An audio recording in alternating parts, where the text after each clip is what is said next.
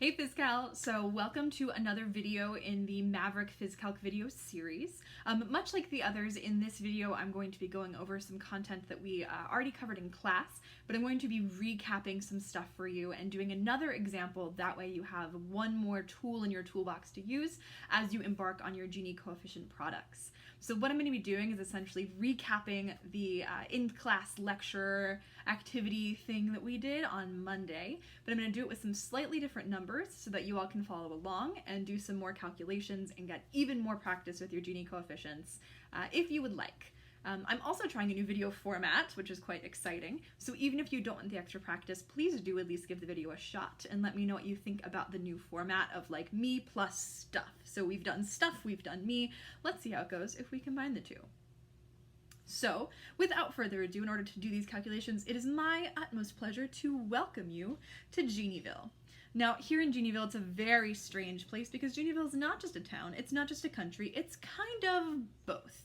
Because Giniville has only 20 citizens, and each citizen has one job, and each profession has only one worker, meaning that each of our professions in Giniville is occupied by one of our 20 citizens, which is going to make our income calculation relatively straightforward. Not too bad. And you can see that in Giniville, we have professions from admin assistant, president, and a whole bunch of others, everything in between. And every citizen in Giniville makes a different salary. Now, in a perfect world, they would perhaps be making equal salaries, but that's probably not the case. And we can measure the inequality in the income of our Giniville citizens using the Gini Coefficient. In order to calculate our Gini Coefficient, the first thing we need to do is sort our Giniville residents from the highest earner to the lowest earner. So we'll just do that now. You can see that our president is making the most, our migrant farm worker and farm worker making the least, and there are a whole slew of professions in between, making a little, making a lot, for better or worse. Now that this is done, it's a little bit difficult to manage these numbers when there are so many numbers to work with. Now, 20 isn't so bad, but let's say we were dealing with the United States of America, where there are 350 million people in the country, and up to 1 million of those are working adults. So we have to consider that this is a lot of data, and humans aren't great with working with a ton of numbers. So we're going to take our 20 numbers and put them into a more reasonable way of dealing with things, and we're going to put them into fifths or quintiles. An easy way to remember that word quintile is if you remember quintuplets, which is when you have 5 identical children, like you have twins, triplets, and quints. So quint is our 5 root word, and we're going to be using that here for our quintiles. So the way we split our population into 5 groups is by taking the total number in the population, dividing it by the number of groups, in this case 5, to get a grand total of 4 citizens in each group of our Giniville quintiles. All I need to do now is lump my people into groups of 4, 5 groups to be exact. Now that I have my people split into fifths, I can start doing some math. And in particular, what I really want to be doing is figuring out what percent of the income of the whole population each fifth controls. First things first, we need to figure out what that whole income of the population is. So I'm just going to add up everyone's salary and get a grand total of $1,510,042. So that is what every citizen of Giniville is currently making as the income of the city/country/state thing. Now that we know that, all we have to do to find the income of each quintile is take the total income of that group, divide it by the total income of that million and change dollars to get which percent of the income each group is controlling. Doing that, we find that our lowest fifth is controlling about 3.5%, our second fifth, 7.9%, our third fifth, 9.9%, our fourth fifth, 17.6%, and finally a whopping 61.1% of the income is going just to the top 4 people in the society, the top 20%. Which is kind of shocking. I mean, that's like a crazy breakdown, and this is a little bit more dramatic than the norm for the sake of exampling, but in the United States it's actually not terribly different from this breakdown. This isn't that far off from the actual real-world numbers, which is kind of crazy. Now that we have these numbers, there's one more step, which is to combine our percentages into cumulative income percentages. The reason for this is that it allows us to think about sort of the inequality and how it grows as we increase our number of people in our population group. Essentially, if you think about Bernie Sanders being like, the top 1% makes 99% of the whatever, the reason he's saying that is he's saying that the top 1% is making so much more than the bottom 99%. So we're able to really see a dramatic difference, because not only are we talking about each individual fifth, we're talking about a fifth and everyone below them combined. To do this, all we have to do is add our fifths together, starting with our lowest fifth, which remember was that 3.5%. If we add on to that the 7.9% of our second fifth, we see that the lowest 2/5 make a combined percent income of 11.4. Doing the same process, we see that our lowest 3/5 make 21.3%, our lowest 4/5 38.9%, and all of our fifths obviously make 100% of the income. Now that we have these cumulative percentages, we're able to do some work with the numbers and find the Gini coefficient. One last thing I want to talk about before we slide on over to Google Sheets and do some work in spreadsheets with our data, and that is the ideal, the equality line. What would it look like, what would these percentages look like if we had a society where income were equally distributed? Well, if that were the case, each fifth of the population would be making the same amount of income. 100% of the income would be divided evenly into 5 population groups, meaning that each group would have 20% of the income in their control. So our lowest fifth would be 20, 40, 60, 80, and 100. As you can see, we're pretty far off from that. But just how far off, you might ask? Time to go to Google Sheets and find out.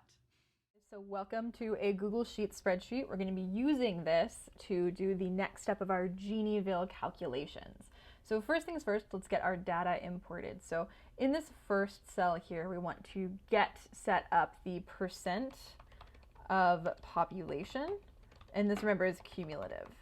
So our percent of population cumulative, so this is going to be, we're going to start with zeros to add a nice zero to our graph, and then this will be 20%.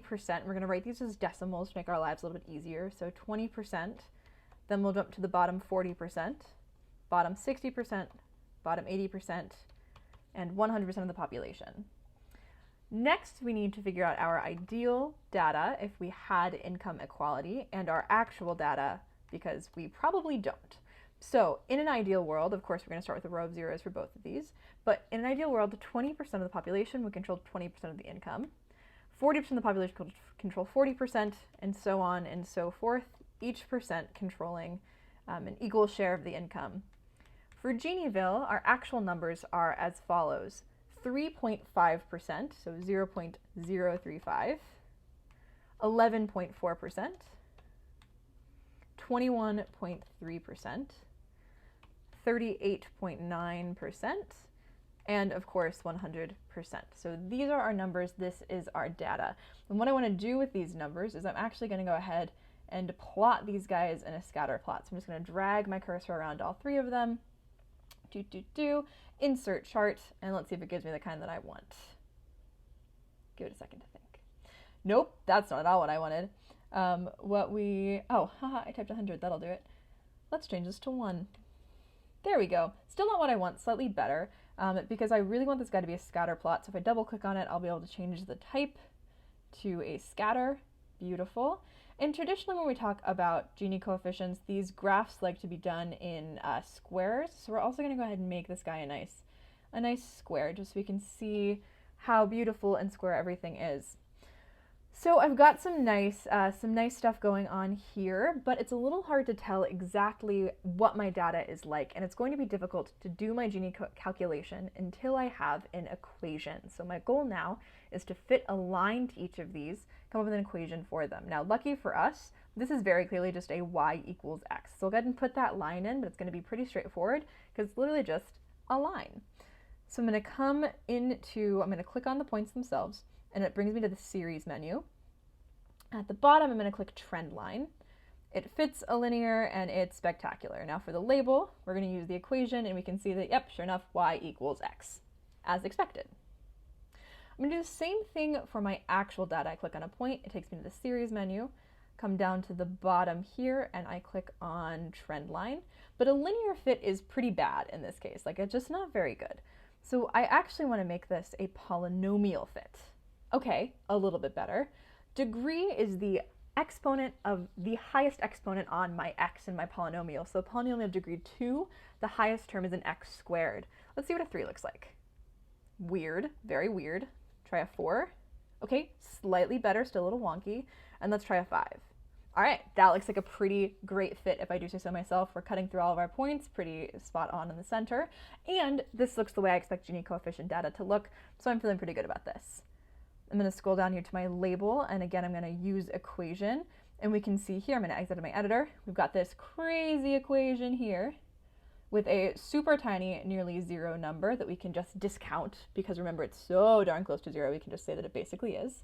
An x term, an x squared term, an x cubed term, x to the 4th term, and an x to the 5th term. So this is now a usable equation, which I'm going to use to find my Gini coefficient. And now, back to you, Face Alex, for what we actually need to do now with this beautiful data and these equations.